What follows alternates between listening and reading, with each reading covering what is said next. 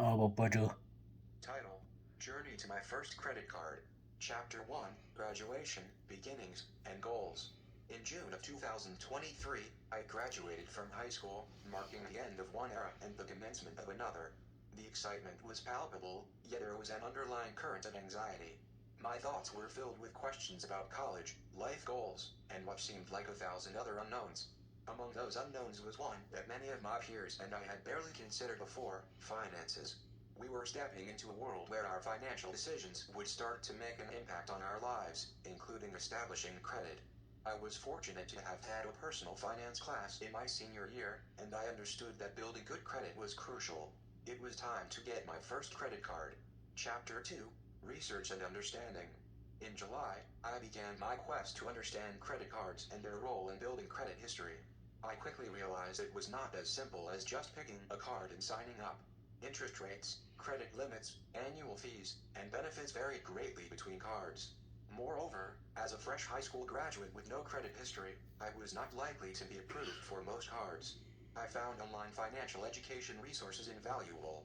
Websites like NerdWallet, Credit Karma, and the Federal Trade Commission offered a wealth of free, easily understandable information.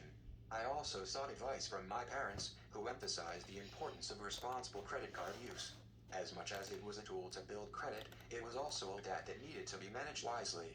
Chapter 3: Choosing the Right Card. After extensive research, I decided to apply for a student credit card specifically designed for people like me with no credit history. It had a lower credit limit to reduce the risk of overspending and no annual fee. It also offered cashback on purchases, a perk I found attractive. I read the terms and conditions thoroughly and understood that I would need to avoid carrying a balance to avoid the high interest rates. Chapter 4: Application and Waiting. The application process was straightforward. I filled out an online form, providing my personal information, including my status as a college student and my part-time job income. Then came the nerve-wracking wait for approval. It took a few days before I received an email confirmation. The credit card company had approved my application, and I would receive my card in the mail within 7-10 business days. The feeling of relief and excitement was indescribable. Chapter 5: Responsible Usage and Credit Building. Once I received my card, I started using it judiciously, following the advice I had gathered from my research and conversations. I set a budget and decided to use the card for small, regular purchases like groceries and gas.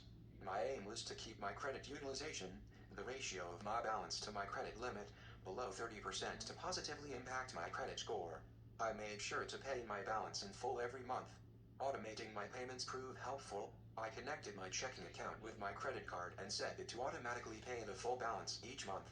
This strategy allowed me to avoid interest charges and late fees, helping me to build a positive payment history, another key component of a good credit score. Chapter 6: Reflection in Progress. Months passed, and I kept up with my responsible credit usage. Each time I made a purchase, I logged it in my budgeting app. It was gratifying to see my habits reflecting positively on my financial health. With each credit card statement, I could see my credit score gradually improving. Getting my first credit card right after high school was a milestone in my journey towards financial independence. It was not just about the card itself, but the responsibility and discipline that came with it. It taught me budgeting, punctuality, and the importance of good financial habits. More than anything, it helped me lay the foundation for a strong credit history, an asset that would prove beneficial in my future endeavors. Chapter 7: The Journey Continues. Today, I am far from being a financial expert, but I am no longer the naive high school graduate I was a year ago. I understand more about credit, debt, interest, and how to manage my finances. I know that building good credit is a marathon, not a sprint. As I transition into different phases of my life, my financial needs will change. There might be student loans, car loans, mortgages, and more credit cards in my future. But I am better prepared to handle these changes, all thanks to that first credit card and the lessons it taught me. The journey continues. Chapter 8: The Financial Awakening. As the months turned into a year, I found myself developing an interest in personal finance. The complexities I had once found intimidating, I now saw as challenges to be decoded.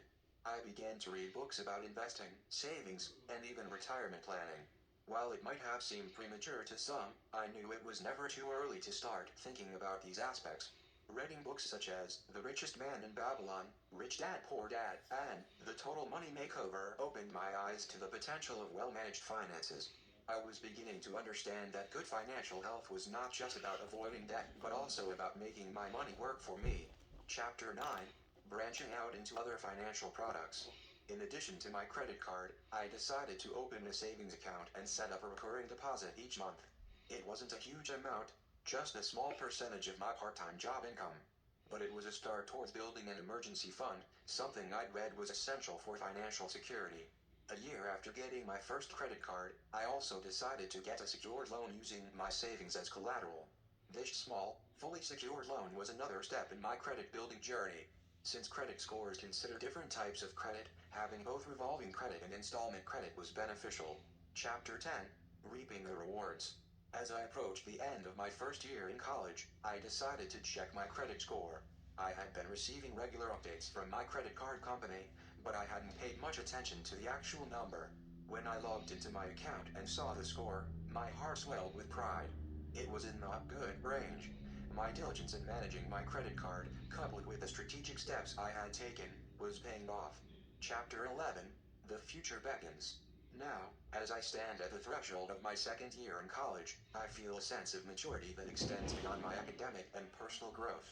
My financial growth, initiated by getting my first credit card, has been a vital part of my transition into adulthood. Having seen the positive effects of my actions so far, I am excited about my financial future. I understand that there will be challenges along the way. There might be times when I stumble or even fall. But I'm confident that the foundation I have built and the knowledge I've gained will guide me towards financial responsibility and success. In the end, getting my first credit card was more than just a rite of passage. It was a stepping stone to financial literacy, a lifelong skill that I'll carry with me far beyond these college years. And so, my journey continues, one credit card swipe at a time. Baba wanjupa kashuwak anjup kapa.